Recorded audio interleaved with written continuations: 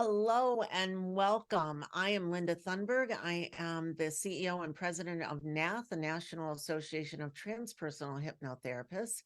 And I am here today with Peter Blum having a conference conversation. We are so thrilled to have Peter come and be at our conference in November 10th, 11th, and 12th. And I'm excited to have a conversation. So, hello, Peter. How are you today? Hi, Linda. I'm very well, thank you. I am truly saying that I am very excited that you're coming to our conference, and we're really looking forward to having you there and having you do the sound healing on Friday night and get into all of your sounds and music. And then you also have another presentation on Saturday that we'll talk about. But first, for those of you who don't know you, um, you were in NATH quite a few years ago, a couple I, of times, I I, believe. I joined NATH. I used to see, you know, Dee and Alan at other conferences, and we would chat. And my good friend Paul Arand was intimately connected, as was another good friend of mine, Ajamu Allende. And they said you should come to the conference, and I was all set to go. I think I mentioned that in my little promo video one year with Paul, and there was a huge storm. That's right. There was a hurricane. A huge storm, and he ended up driving down, and I guess there was a very minimal conference that was held, but I chickened out. I didn't They go. did. So then, time passes, as you know it does, and I'm, I usually go to 3 or 4 conferences a year. Some are the same, but I always try to add a new and different one every year or two, just to meet new people and sort of cross pollinate. And Exactly. right, and then you reached out to me, and um, I one of the things I'm teaching about on Saturday, I believe, is the lessons of shamanism. Yes. And I've been very fortunate to have some wonderful teachers in that world, one of whom, my dear friend and mentor, Beautiful Painted Arrow. Mm. His other name is Joseph Real, and he's from the Picaris Pueblo. Many years ago, he said to me, if you would walk this path, go where you're invited. Mhm. And so, I'm kind of like, if people know that secret, they're like, how could I get you to come to Phoenix or go to, wherever? And I'm like, well, it's very simple. You invite me. And I'm sort of honor bound. So you invited me. I'm like, well, not only would I like to go, but I've been invited. So certainly. There you go. Well, I'd like to invite you for the next 5 years if you're open to that. So we'll just Well, get that right out there. let me make a good impression first. Make sure I don't screw up. All right, first. Oh, okay. Yeah. All right. I forgot. We'll see how you do this year. Yeah. See how. But But you know what? I fly for many years. I was the first organization that I was affiliated with in '87, I believe. I got certified through National Guild of Hypnotists, and they're local. I'm in New England, New York State, and I could drive to their conference. So I would go, every year to that conference. But uh, slowly, I started bringing instruments, and because that's what I do. I make sounds, and I love doing it. And I was rooming with the infamous Michael Elner, mhm. often, who's sadly gone, left us a few years ago, but he was quite a character, and we would travel together to these conferences, and he would scurry around and invite everyone to our hotel room in the evening, and we'd have these unofficial events where I just sort of set up a bunch of singing bowls, and 5, 10, 20, and then we outgrew finally the room, and they started saying, well, okay, you can do it, but it's not official, won't list it in the brochure, but we're condoning it. So I sort of moved into a semi-official status. And then the first time I met Paul Orand was at the Hypnosis Hall of Fame, which doesn't happen any longer, but we used to be in Pennsylvania every year. I went there. I was nominated. I did not get in then. I did a couple of years ago Mhm. at an IACT IMDHA conference. But at that point, I went and I didn't know Paul Moran, and I was doing one of my events in the hotel room in the evening, and he was in the elevator, and we chatted, and he ended up coming to that, and then after that, we developed a very nice friendship, and he often uses my recorded sounds as background for his life between lives and past life regression work.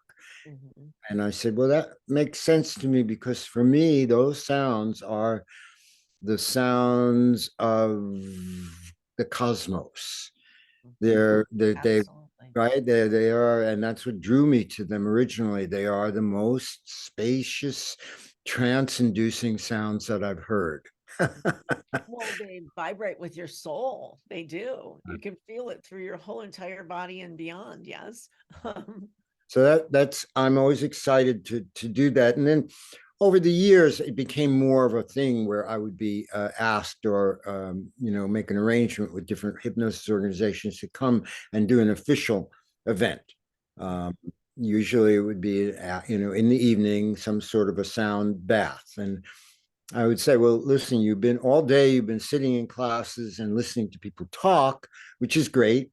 And we receive a lot of downloads and transmissions that way through words. But here's a nonverbal experience that you can have where you can just lay back. You don't have to do anything. You don't have to think. You don't have to do anything. Just receive the vibrations. And people were so delighted. And, I got great feedback. Dick Sutphin, rather famous dude, who also left us within the last few years, said to me, and this was a huge compliment. He said, of everything that I've experienced, your singing bowls put me out the fastest. Mhm. Well, Dick, if you say that, that means something, right? Yes, that's Yeah. very good. So I have good news, which is that because I often fly to these conferences in Mhm. other parts of the country, I'm limited to what I can carry on the plane. Right. I decided to drive. I'm going to drive to Virginia Beach. It's about, I think, an 8 or 9 hour drive. And I was debating whether or not to do it. And something came up where an old student of mine contacted me and wants a one on one mentoring. And she lives in Baltimore. Very good. She hadn't lived upstate New York, but she moved to Baltimore. And we were talking. And I said, well, I don't know. You come to me, or I'm coming down that way. And so I'm going to go halfway, visit her in Baltimore, spend a half a day, you know, passing on some information to her about hypnosis and sound healing, and then go the that following, stay overnight and go the following day and arrive Thursday in Virginia Beach. Well, that works out really well. I Yeah, it know that does. And because I'm driving, you see these yes, we can bring lots of things, bring your giant gongs. prongs there. They will be going in my car. Wow. Well, I'm honored, and I'm sure all of our members will be too. We are the transpersonal hypnotherapists. I So understand. we Yeah. have yoga in the morning. We have some Tai Chi going on. We have meditations on the beach, walking meditations on the beach. We do things a little bit differently than some other conferences, and yet still get all those lessons in, as you're Right, saying, right, and all the right. Sure, classes in. sure. So Well, really looking I forward think to it. I'll just, it'll be a good fit. It Uh, will. um, What can participants who haven't been to a sound bath before hmm. expect? Most of them, I will say, most of them have or probably Well, have one. 25 years ago, most people, 30 years ago, people were saying to me, you bang on metal bowls? Why do you do that? What? Right. Now, you know, 3 years ago or 4 years ago in 2019, the New York Times had an article, Why Sound Baths Are Everywhere. So Exactly. it's very ubiquitous now. Everybody either has been to one or knows kind of what they are, knows about them. So I'm OG, that I was told, old gangster. Oh, is that what that It's a stands for? rap term. Yeah, OG. But Okay. I always thought it was the original gangster. Oh, Original original gangster. gangster. All Original right. gangster. But I have a very large collection of singing bowls, metal bowls. This is a new toy that I got. It's Oh, very nice. special. It's a double damaru bowl, and they are harmonically related. I'll be bringing this with me. Very nice. Oh, I can just imagine that in real, Yeah. in Now, person. I did not adjust my sound here. Is that what? Could you hear that? Okay. I could hear it a little bit. It's A little okay. bit. But All we right. look forward to being in person and experiencing that. Yeah, I just turned original sound for musicians on, noise suppression. So now, is that better? Yes. You have to adjust the zoom settings. Wow, that's really cool though. Amazing, right? And I also will be bringing these guys tuning forks, Very um, good. what are called brain tuners. So Mhm. this is I'll be explaining a little bit. I think you have me scheduled to give a short talk or Yes. some educational orientation, which will then lead into the experience. So that's Yes. what people can expect. I'll have gongs, singing bowls. I might bring this with me. This is a What is that? African harp instrument called an ngoni, Oh, and very cool. That I've looks very interesting. Huh. yeah. Well, my sound baths are a little different. They're not just crystal bowls. Okay. I don't use crystal bowls. And they're Mhm. not just gongs, but they're a mixture of sounds, flutes and rain sticks and sounds from all over. I might do some vocalizing, full spectrum. Right. You've really integrated a lot of things with your hypnosis and sound and shamanism, haven't you? I have about 10 or 12 years ago, I had developed something called Where Three Rivers Meet, where I was doing a 5-day training of this braid of shamanic approaches, sound healing, and hypnosis. it was it was too much to try to fit into 5 days, so I narrowed it down. Yes, I do teach some things about shamanic approaches, but this is my book that I wrote a few years ago, and this is just the link between sound healing and hypnosis, because for me they're Oh, intimately connected. Now on Saturday I will be presenting on shamanism. It's one must be careful because it is a political football, like so mm, many other things. Who can call themselves a shaman? yes, Who yes, can call themselves a healer? You know, I, exactly. I'm, very humble. I attempt to say I'm a student of shamanic approaches, and I've learned a lot from the real shamans. Right. And I incorporate this. For me, they didn't use the word hypnosis, but thousands of years ago, they were the first trance practitioners around, and they Exactly. knew there were ways to access other deeper forms of consciousness, and they used magical spells and incantations, which we now call hypnotic inductions. Exactly. It's Right? so true. And it's such a sacred work too. Hmm. It's really sacred in my opinion. I am not a shaman, at No, least a certified licensed one. Maybe in past lives I've been a shaman. there is no certification or licensing, and that's where gets to be like, my friend Dr. Louis Melmadrona is a Mhm. psychiatrist and a sun dancer and a pipe carrier and of Cherokee and Lakota heritage. And I work with, and I've learned a lot from him. And he grew up in a hillbilly, back in Kentucky, Tennessee, and his grandmother was a Cherokee healer. Right.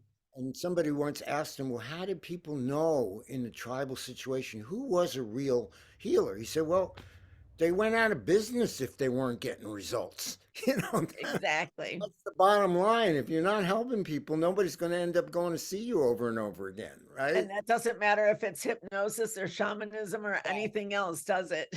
That's so true. It's in the pudding. Well, I So really look forward to seeing you, and I'm honored that you took up our invitation. So I'm glad that you said yes and that your mentor told you to say yes when you were asked. And I should have asked sooner, but that's okay. It's all exactly where it needs to be right now. So, Oh, let's hope that the weather cooperates this time. oh, it absolutely will. Don't you worry about that. But anyway, we Ah, will see you in November. And for those of you watching, Peter will be with us Friday night at, I have your time here, at 7:30 p.m. for his Sounds of Healing. And then also the Shaman's Original Trance on Saturday at 2 p.m. And I think the really nice thing about our conference, much like I've been to the IAC ones, I've been to Michigan, I've been to a few other ones, Hypno Thoughts, and I believe that what's so nice about our conference is that we can actually network with people and literally sit down and have a cup of coffee. They're not too large, they're not too small. And we all have the same outlook of transpersonal hypnosis and transpersonal and holistic experiences, put it that way. So I know that you will fit right in with our group of people. You'll see some of the other hypnotists that I'm sure that you know that are going to also be some folks presenters. that I know from the past, and I'm looking forward to meeting some new ones. And I will also have bring a lot of great things if people are looking to add to their repertoire. I'll be, bringing bowls and tuning forks and other things to sell. So That's right. You'll have a vendor's table there, so you'll be able to talk to Peter whenever you like yeah, to, when he's at his vendor's table as well. So I will okay, see you in just a few short weeks. Thank you for being with us today. And I know everybody's all very right, excited to see you. Okay. Thank you. Bye now. bye bye.